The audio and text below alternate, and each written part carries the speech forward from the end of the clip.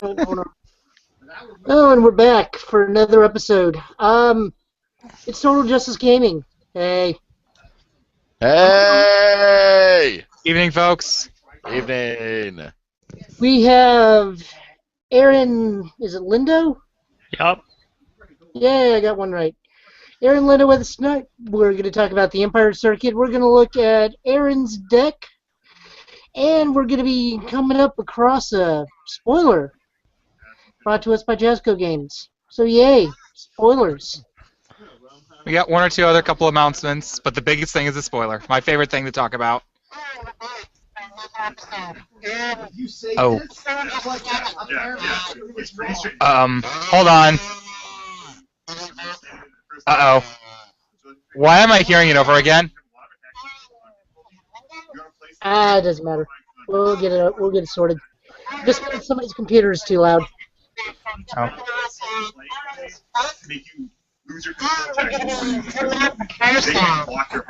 Aaron, I think sometimes your computer... Say what?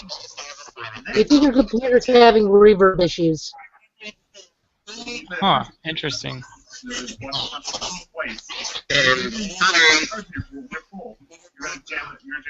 Wonders of doing this live. Yep. Do you have it open on a page? Me, yeah. Yeah, turn it off. Alright, I think I know what was wrong. It was open on my other computer.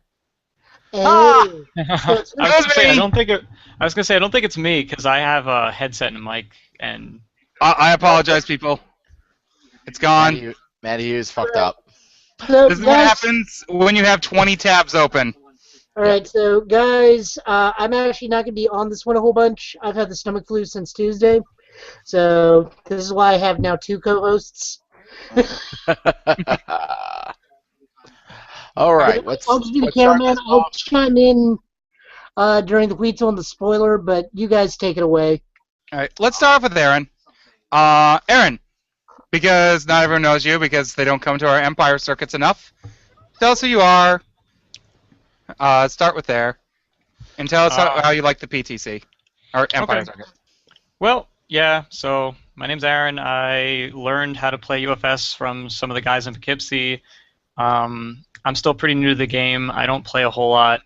We have like a weekly tournament that I go to sometimes. But I had nothing better to do, so I decided to go to this thing with my friends, and it was pretty cool. Empire Circuit's a lot of fun. I went to the first one that we had.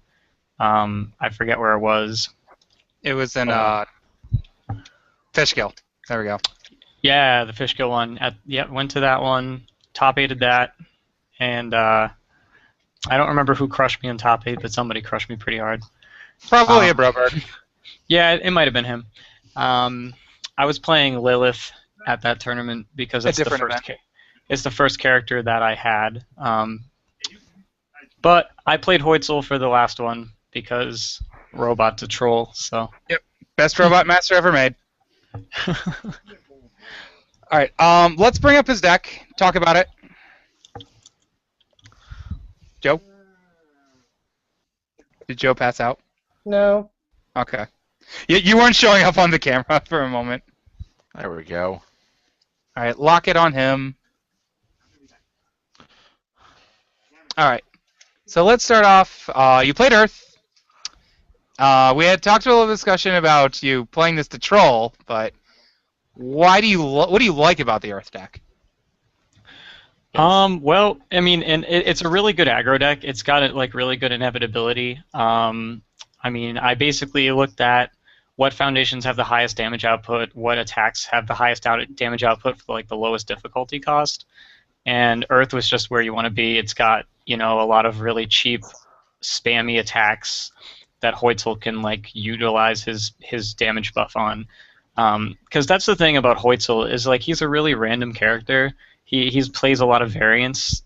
So basically, in order to hedge his potential, I wanted to like, you know, optimize his damage output to like make it better than just like an average enhance on like a regular attack or regular character. So with this particular list, because I'm using Blindside Eruption and things like that, I actually got the average output on Hoitzel to be 2.23, so which is slightly above like an average enhanced you get on a character. So I get like around 2.23 bonus damage every attack. That's like the average based on like the deck numbers.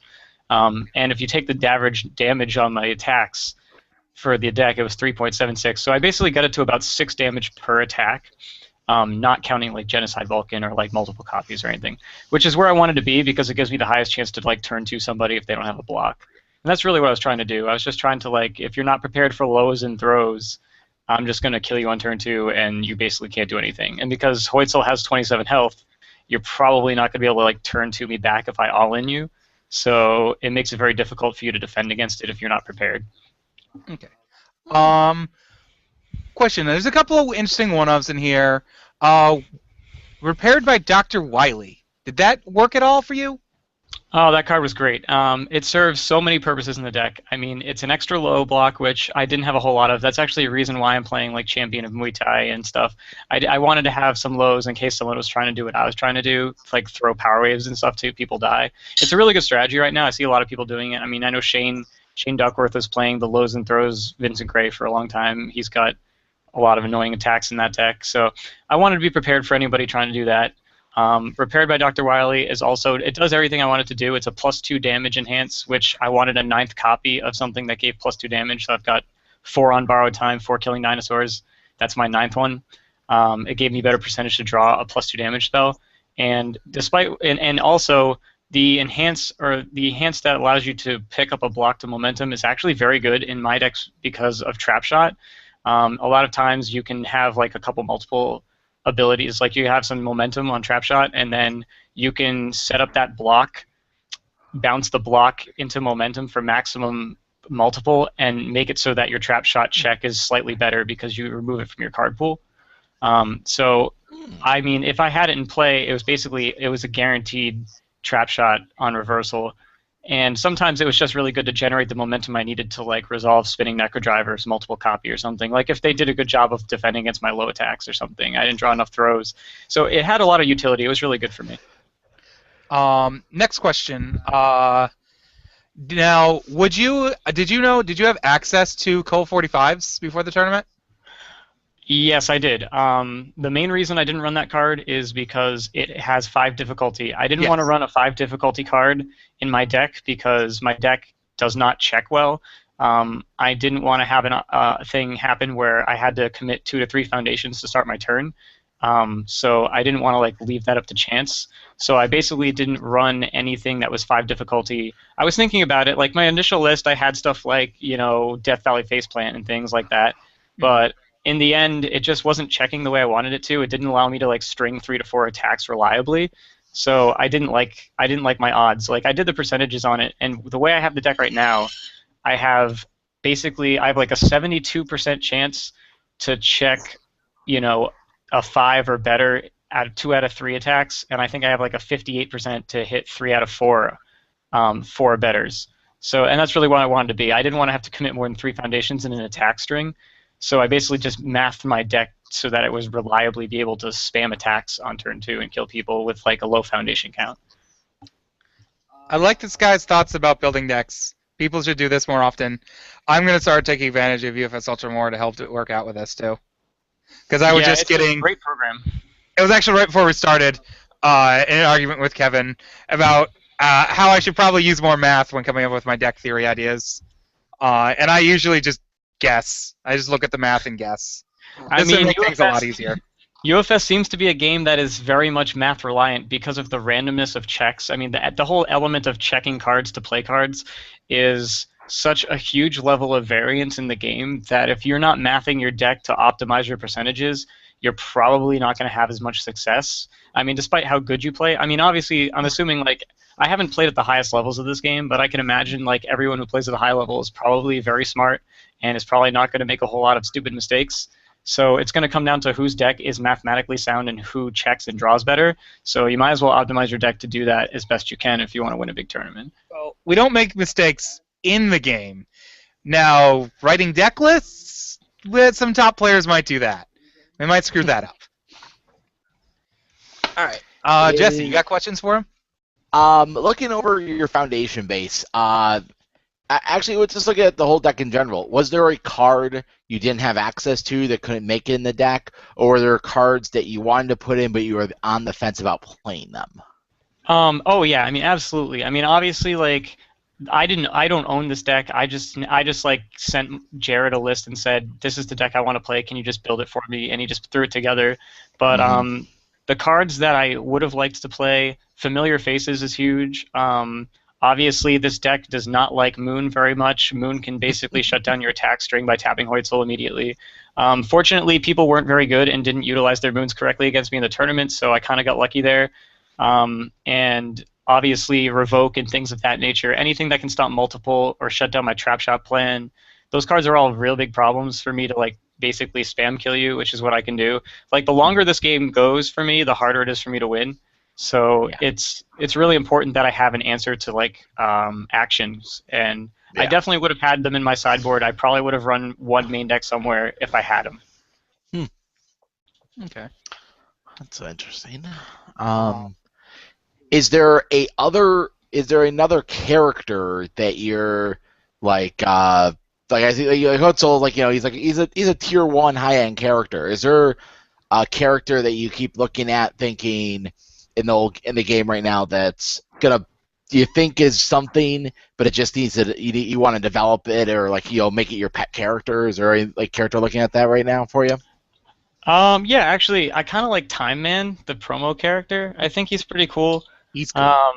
I mean, he's got a lot of things I like. I mean, if I wanted to play real UFS and not just spam people to death, Time Man is definitely a character that interests me. I like his check hacking because it can end your combat phase. It's not like all the other check hacks in the game where you can keep playing through it.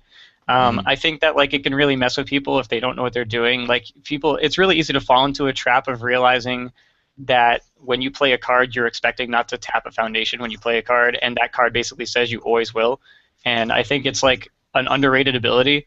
It's just a matter of finding like the right deck to utilize. And obviously the speed buff can be really good if you have like something with like 6 to 8 damage and you just give it like some ridiculous speed that they can't block. Just throw like a couple.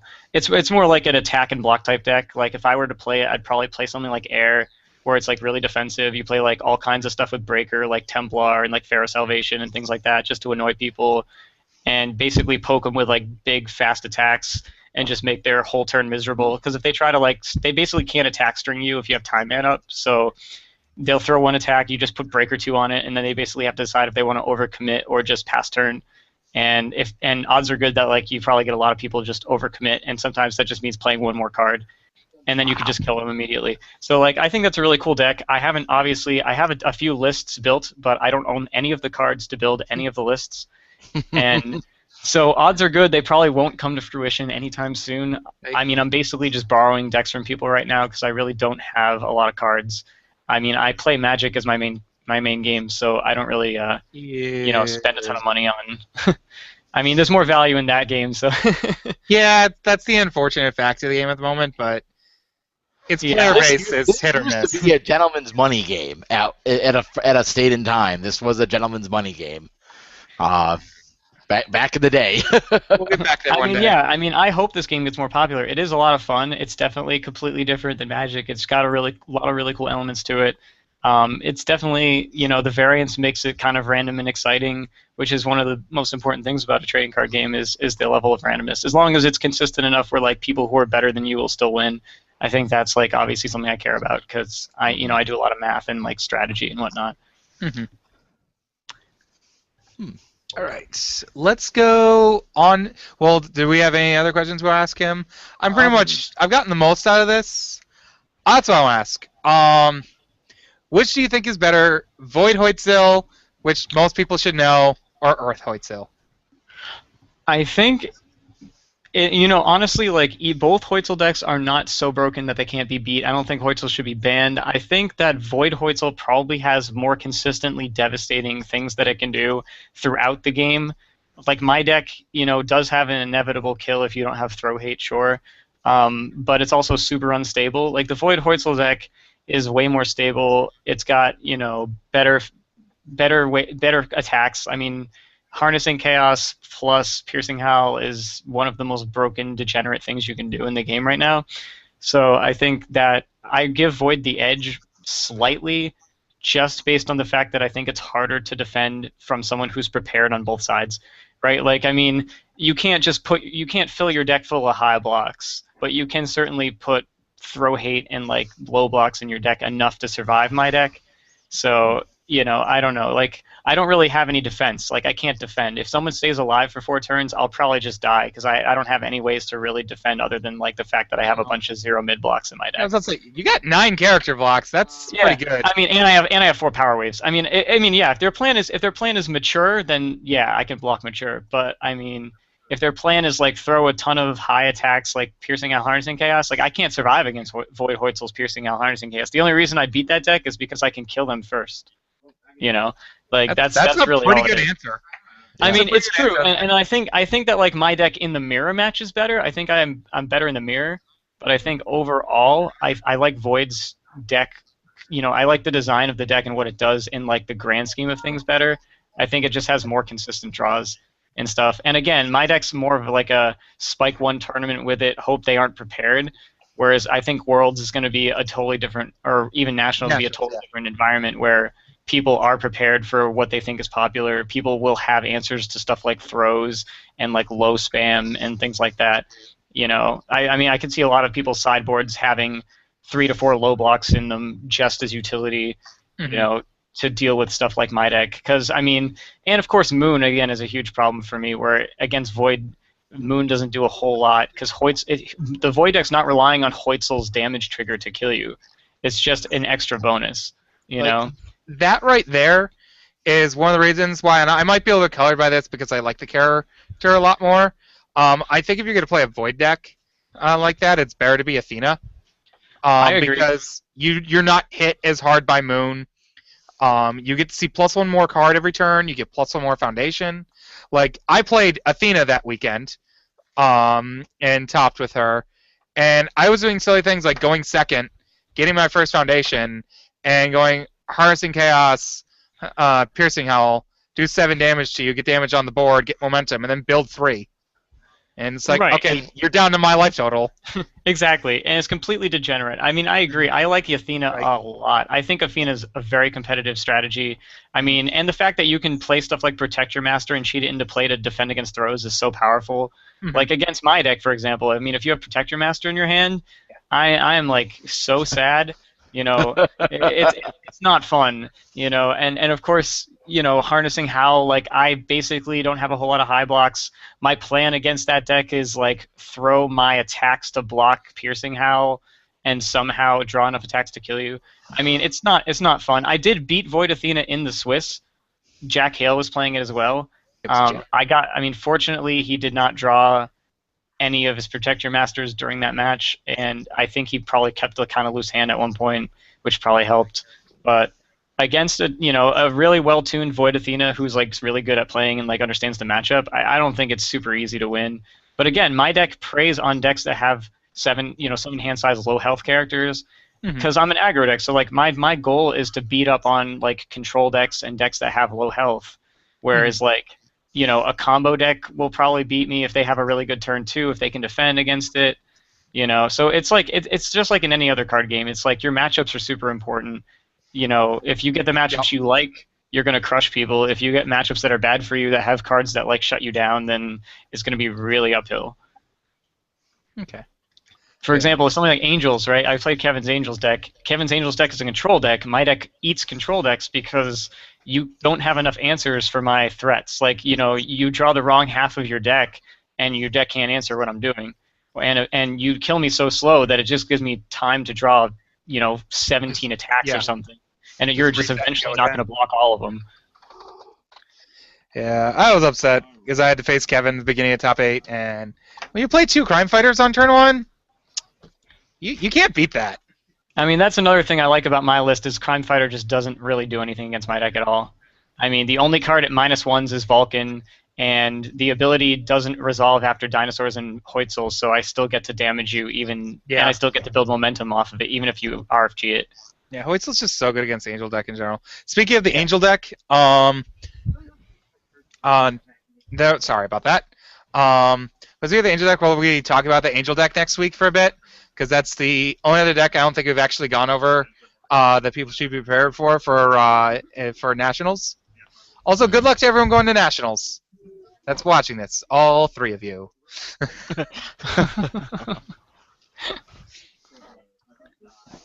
All right. Are we ready for a spoiler? Do we think, or are we done with talking about this giant golden nipple robot?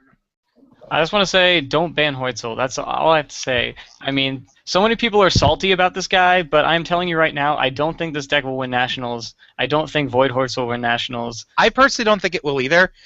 No. They're worried about the local level. Yeah. Which I think just means that maybe they should release a set where there's more variety. If there's more variety, maybe there'll be less a set with Masters of Robots. Just maybe. I mean, yeah, there are a lot of cool robots in Mega Man, but I mean, if even still, like, I mean, I spiked the tournament for the Empire Circuit, right? I go to play the local tournament with my friends on Tuesday this week, and even this week, people, now that they understand what I'm doing, it wasn't like I was just like randomly killing people anymore. They actually were defending against me. I mean, I didn't drop a match, but they, it was like I drew a match, like. We played some long games. I lost a game or two. So it wasn't like I just rickrolled everybody. They adjusted to it because it's beatable. It's not so powerful that it can't be beat. And I think that, like, in order to ban a card, it needs to be very, very consistent and really degenerate. And I don't think Hoitzel is either of those things. Mm-hmm. I think that they're them banning him before the release of the next Mega Man set would be jumping the gun. Yeah. I think you have a set that's about to come out. Let that set come out. Let's see where everything falls. If he's still the tier 1 monstrosity everybody fears with a new set out and Darkstalkers happening 4 months later, then maybe we should think about looking at the long-term plan or prepare, by Worlds. Be ready, like, hey, maybe we have to ban this card for Worlds after all this stuff has come out to show what's going on. Yeah. But right now, no, I don't think so. Yeah. The big problem with Hoitzel and what makes him feel like he's so good is we haven't had a real set in a while. And we've banned, let's see, Maxima, K-Dash, Iori, Chin. We've banned 4 really, really good characters that were all completely absurd. So there's a limited character card pool. Because through playtesting and things just being better than others, there's always going to be like a level of characters that are they're playable at a joke level or like a fun level. Like, what's Billy. up? Kula. Don't you say it. No. Don't you say it. I'm not going to say Raiden. I think Okay. Raiden's in the B tier. He's the tier where if you are really, really good with him, you can top with him. We showed this to people at Worlds. Yeah. And then there's the big S tier champs. The A and S tier champs, where we've more or less banned Vespera. We didn't really ban her; we just killed all of her support. So we've more or less made it so there's very few of those A and S characters. So when people go to look to decks to build, he's like the only obvious easy aggro deck one to put together. So when you limit the field like that, there's going to make it so there's a bunch of Hoitzels showing up. Yeah. If we get more aggressive characters with good enough support to play, like a bunch of guys, I think Gemini Man's going to be a really fun aggressive character, and he's also a stacker. Also, stackers are really good in this game, really good. Yeah. So he's going to be something. Yeah. Once we see another set, I think it'll fix it at the local level more, and then we just need to. Hand out some rain of salts to people and tell them to move along. I totally agree. I think, the salt is real. The robot is definitely a thing. Again, if you know how to beat the robot, it's not like it's not doable. I mean, you're definitely at a disadvantage if you want to play some slow, dirtily deck like Angels, sure. But if you're playing anything that can put out real damage, you can certainly defend against Hoitzel. The big thing with the Void build of him, again, I think it's more the attack lineup than Hoitzel himself. Yeah, and it's just that would harnessing need out. rotation to happen. Right. It's not even just Harnessing. It's Harnessing Chaos plus Piercing Howl plus Silent Assassin. Like, Right. all these things together become unstoppable. Like, I've beaten people, like, throwing Harnessing Chaoses without Piercing Howls during the turn. I can beat that. The fact that I have to hold on to 2 blocks for the Piercing Howl, potentially 3 possibly, or be very unlucky if there's some Shenanigans. so there's a chance the Silent Assassins in play. Yeah, and it's not just that. You have to have double high block, which is really, really good. I mean, making someone have double high block if you draw that combo is just so obnoxious because the cards are so powerful if you get to resolve their abilities that it's just like really hard to win. Sorry. All right. All right, you had an announcement for Mr. O'Brien, I believe. Yes. Yes, Sean O'Brien is for doing a deal for scouts. If any scouts want to get 20% off their order at rochesterccg.com, just email him at rochesterccg@gmail.com and talk with him. I'm assuming he's doing it so scouts can buy stuff maybe to help out their local groups, or maybe to just help get stuff started. He just said if you're a scout, you want a deal, talk to him. He'll probably have 20% off. He said 20% off and possibly something else special. All right. And then the next Empire Circuit is going to be in New Jersey, I believe, in February. Late February.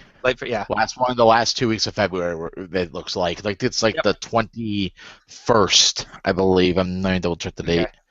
21st, yeah, Saturday the 21st. Times will be posted on the Empire Circuit Facebook page. So if you want to go on there and hang out with Jersey people, and Poughkeepsie people, and I don't know, probably a Broberg and Sean will be there. I will not be making it to this one. Too far for me. This year, at least. Gotta get ready for Gen Con. Which also, tickets for Gen Con start up soon. Badges, actually, tomorrow at noon. Yeah. The early sale for badges start for Gen Con. And if you want to get into the housing block, you need a badge to get queued for housing block. Because that happens Sunday. That happens on Sunday. We had 64 people in singles this past year. I want to see. I want to see 84 people. 84. That's what I want to see. Yeah. 84 for Worlds this year, I think. That's like the weekly Magic tournament. 84. Oh no, 84. No. I'm just messing. I know. I'm just like. I just want a top 16. I want to hit our top 16 number for Worlds. All right, now for everyone's favorite part of the show, spoiler. Spoilers! Joe's like, I don't have the copyrights for that DC character. Apparently, Jeff wants to come on over here and look at the spoiler with us. All right. Hi, Giggles. He says hi, Giggles. Hi. Okay, all right. Joe, give us the rundown. Yep. Oh, hey, that's a name I recognize. All right, we got from Jasco Games, generous of them. You'll have to excuse me again, guys. Still very sick. We have Corner Your Prey. It's 2 difficulty 4 check, +1 mid-block, Chaos, Earth, and Life. Form reveal 1 face-down momentum. If it is an attack, you may attempt to play this ignoring progressive difficulty. You also have enhanced discard momentum. Add 1 card from your discard pile to your momentum.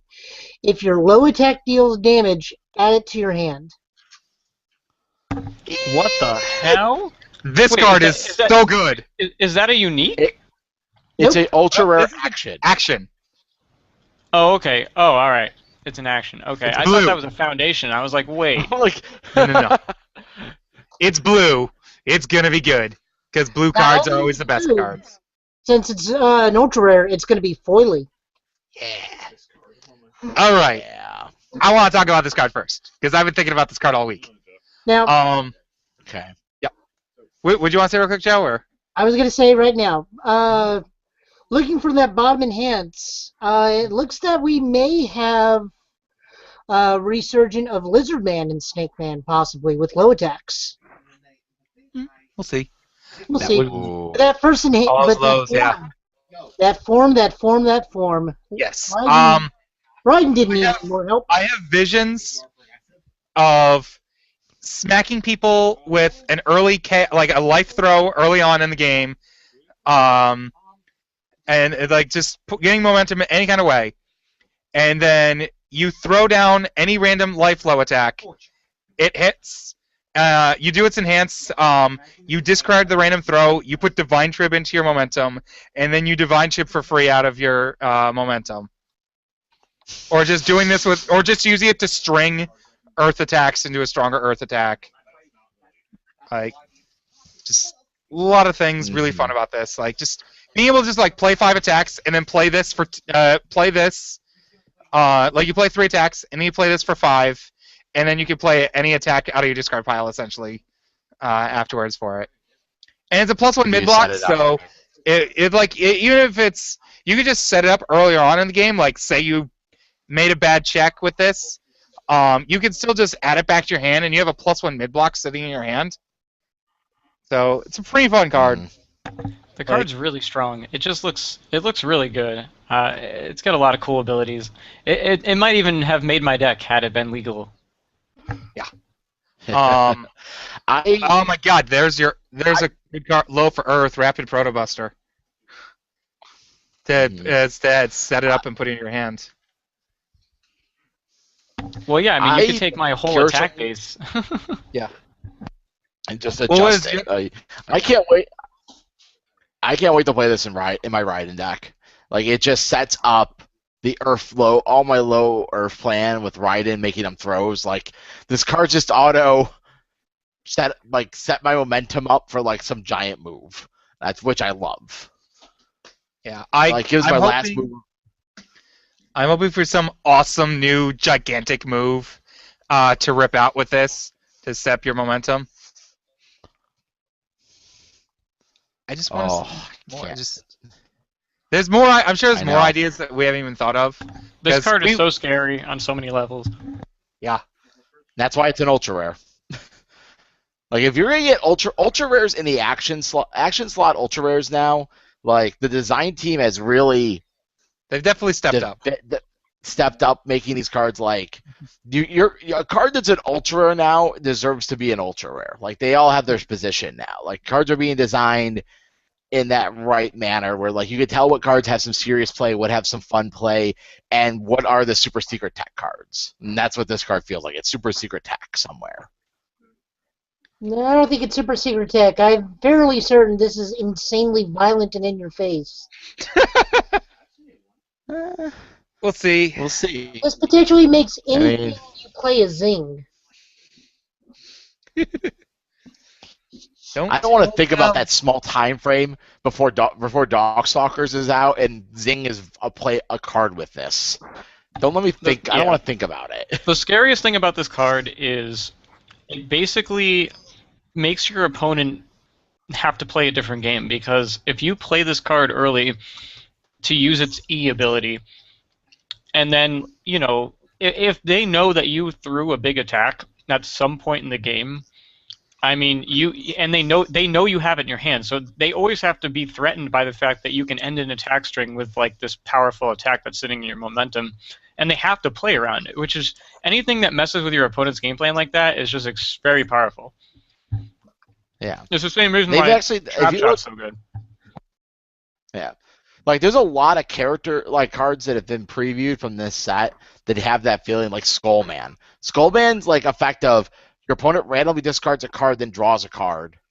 Like, that interruption of a turn, like, is really good. Especially when it's on on your turn, like, doing that. And, like, this is the same effect. It's another way of making interactions happen that they have to figure out how to play through. And that's what I like about it. Although I still think Skullman will be better once he has a support out. I tried him standalone. Didn't work out that good. I bet it did not work well with no support. Well, I can't wait to see this set. Oh, that's gonna be a fun weekend. Yep. Aw, damn. I thought there was Oh, nope, doesn't share symbols. I thought there was a card that was actually legal that comboed with action. I was gonna see if you could like rip it out of your momentum and set up its combo right away. This card's gonna be really good in extended. Like, Yeah, there's there's a lot of definitely combo action cards in extended. You know Yeah, what this is? Shamwa has a couple cards like that. Yeah. You know what card this is really good with setting up is Head Crush. Like, Oh, wow, you yeah. put a Head Crush into your momentum, and you're like, F, reveal a Head Crush, Head Crush. Pick up another move. Uh, Just helps like build a hand plan. well, I guess I'm getting 4 copies of this card definitely Yeah. because I've been wanting more ways to set up Head Crush, and you Yeah. play Power Wave as your low Yeah. for resetting your momentum. Mm. Yeah, that's a good plan. Power Wave, I still think Power Wave's the best attack in UFS. It's Pretty strong. It's just like one of the most balanced like attacks in all different categories of numbers. It's just Like, so and it's- pretty. It's getting its slightly redheaded stepchild in a couple of weeks, Stinging Upper, which is Yep. almost as good, and is gonna break a Lekman in half, and maybe make Takuma playable. Yeah. Jared I- just mentioned the name Takuma with that card, and I'm like, go on. Go on. I we- will we- say that if they print some good Chaos Foundations instead of having every single Chaos Foundation be literal poop pants, I will probably play a Chaos deck post rotation if they actually print real foundations for it. I think Chaos, because like they've had this happen a couple of times over the years, where just because of the awkwardness that rotation's always been in this game, where Chaos got really strong, and so they got afraid during playtesting and just made lesser cards, and then a rotation happened, and they're like, oh right, now they have absolutely nothing. And, like that's what happened when we lost all those Tekken and Shadow War cards. Yeah. And that happened to Fire for the longest time, and Fire and Chaos are starting to somewhat recover. Like they're barely hanging on to threads, basically off of the Natali starter deck. Mm-hmm. Natali starter deck plus Divine Trib. Yeah, I mean, Chaos has fine cards. Like, the attacks are fine. It's just the foundations are miserable. You know, and then Darkstalkers came out, and they really didn't print any real Chaos Foundations that weren't super corner cases for, like, one specific character. Yeah. Well- a lot of Lilith support kind of fell into the Lilith deck. Yeah, I And think it once didn't open doors for a lot of other cards to be played with there. Like so, like a lot of those chaos, like the Chaos starter deck, was made for the character and not the Chaos symbol. It seems. Like- what I've seen of the Mega Man set so far, and if the Darkstalker set is made pretty similarly, and I'm assuming since they were designed closely together, it probably will. I feel like once both those sets are out and we get to a rotation format, this game is going to feel a lot better. It's going to feel a lot more balanced. I think when Tides and Red Horizon and those cards and the promos along with it, the KOF promos rotate, it's gonna feel different and it's gonna be good.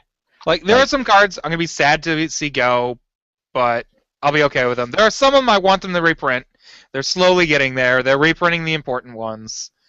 Reprint Trib. No, well, No. print something that's fair. Like I think if Trib exists, one, Angels shouldn't exist to make it plus a billion speed.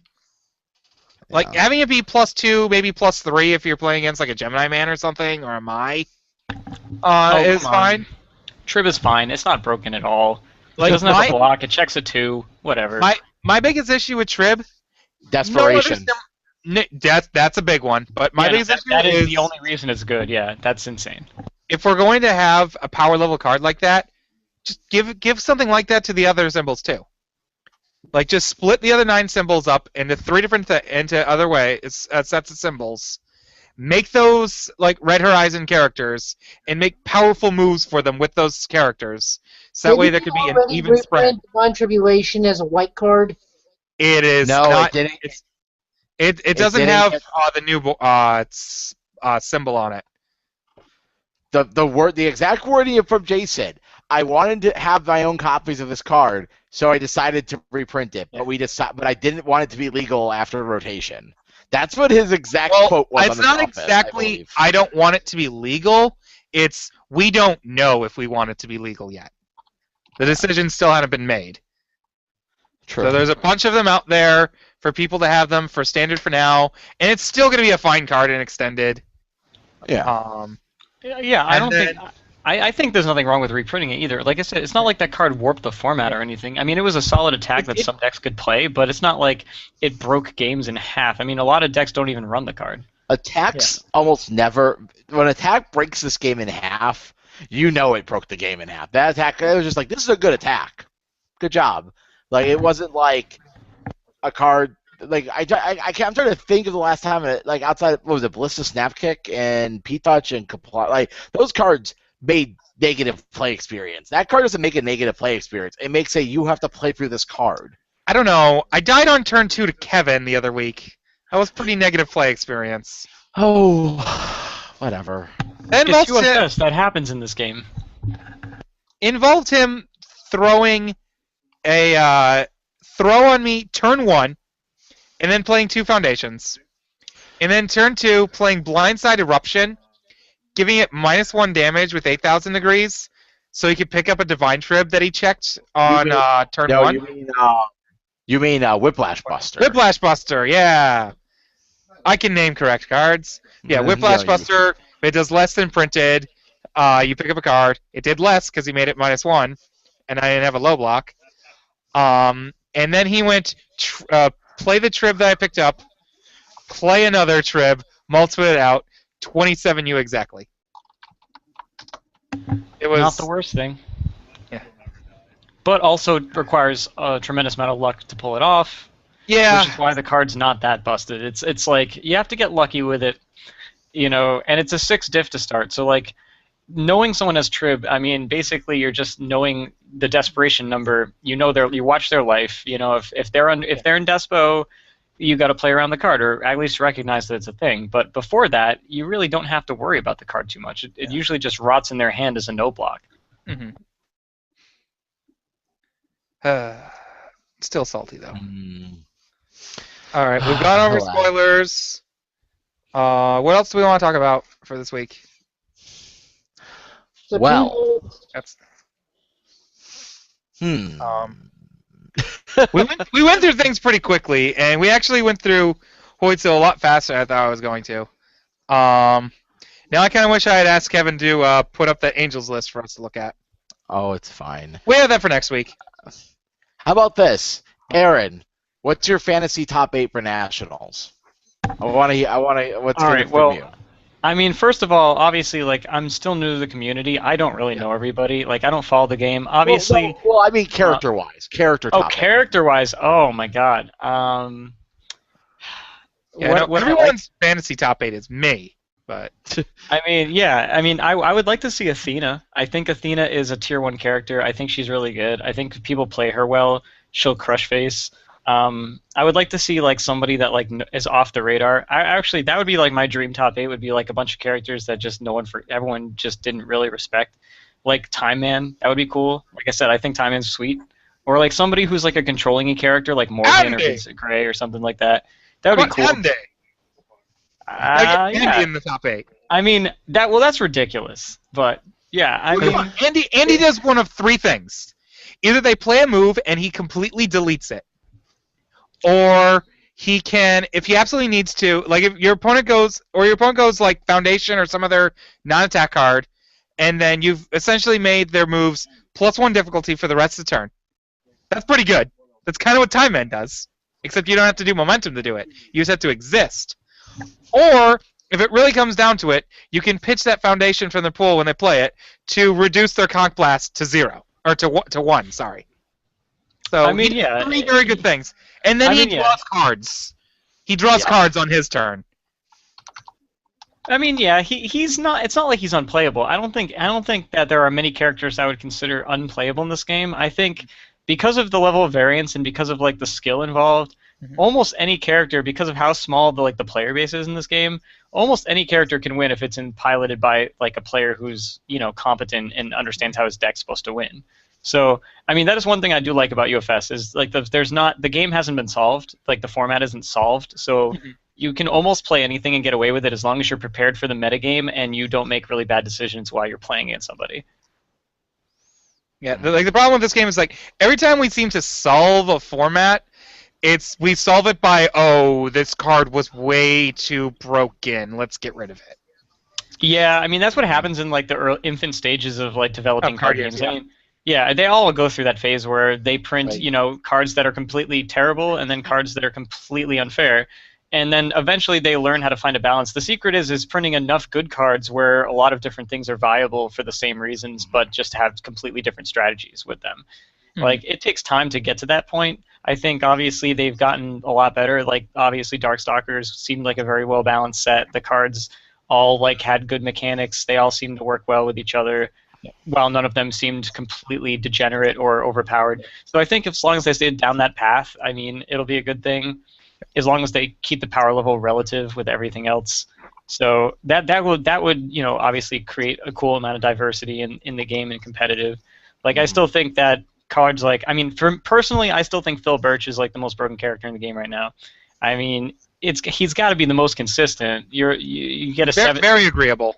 Your seventh card is just a card you decide you want to have. I mean, that just seems so good. Like, people say, oh, Hoytzel's a 7, hand size 27. Yeah, okay, sometimes it is. My deck has a 60% chance to have a character opening hand, sure. But, I mean, Phil Birch you are going to be able to tutor your discard pile any turn you want. And unless you're really pretty bad. ridiculous. Right, but I'm just saying, like, that's just really good.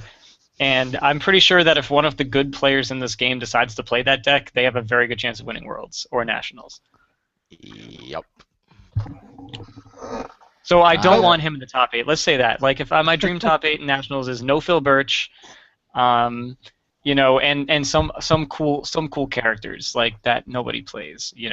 I mean, I like Reese. I think Reese is cool. I would like to see some Reese action. I hate Reese. I love his attack. I love Valiant Assault, but I hate Reese, mainly because the first time Reese became like an actual factor was because of Ryan Field, and I had to face that deck for months on ends. And even when I like get all the answers to him, then it's just like, oh, I'll just check all 5s anyways. Yeah. That deck was just absolutely absurd when Shadow War still existed. Yeah, the reason I like Reese as a deck is because it's a true like combo deck, and I think it's cool to have like aggro, control, and combo as like the 3 main different types of decks in a card game. And I think Reese is like the definition of a combo deck. It like goes off, and that's how it kills you. It's not just like throw attacks block, throw attacks block.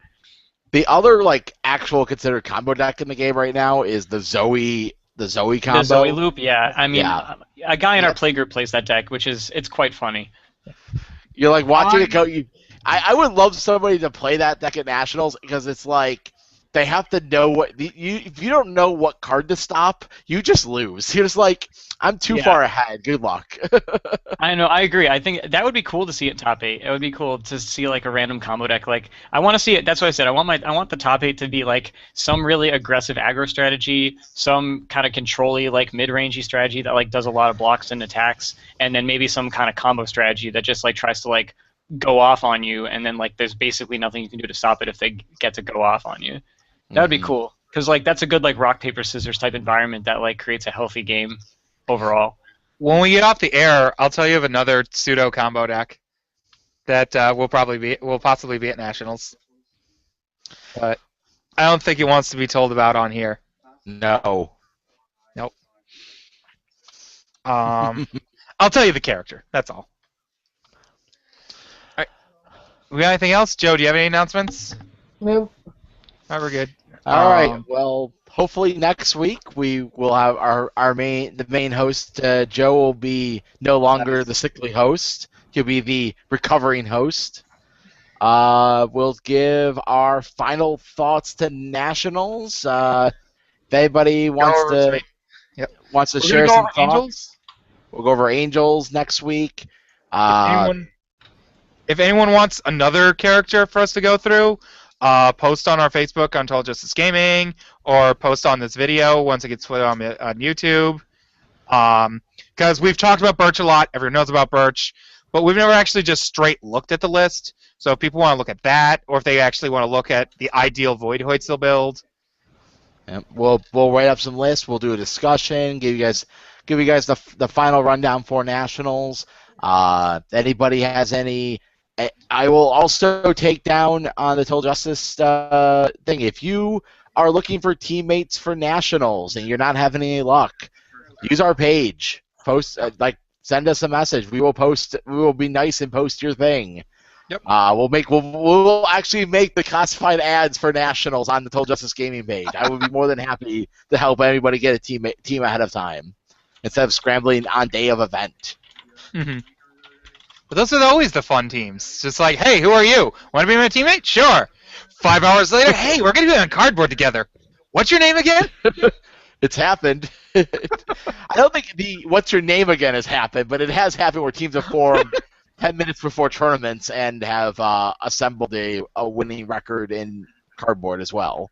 Mm-hmm. So, who knows? Maybe at some point there'll be Team Total Justice Gaming at a nationals or world event.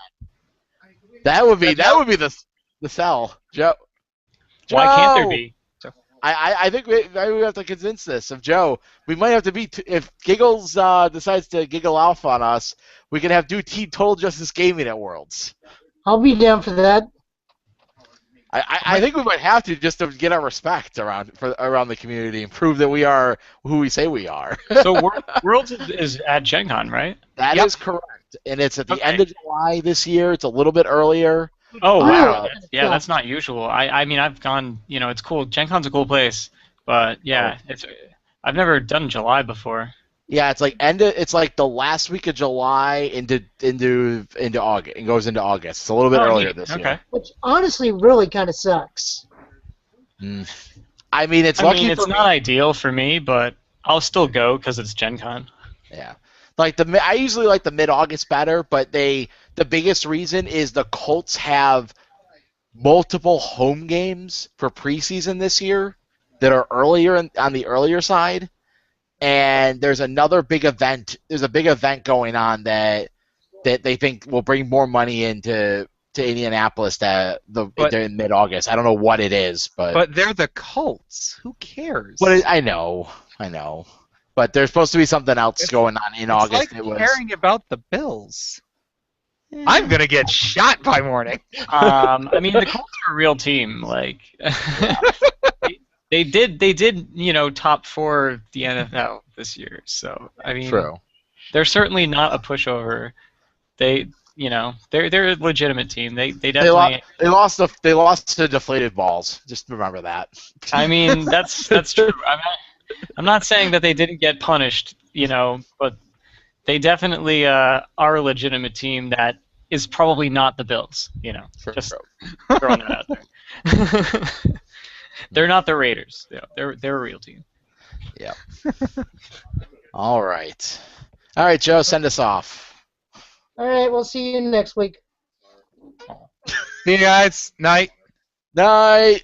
Thanks for having me on the show. Peace out.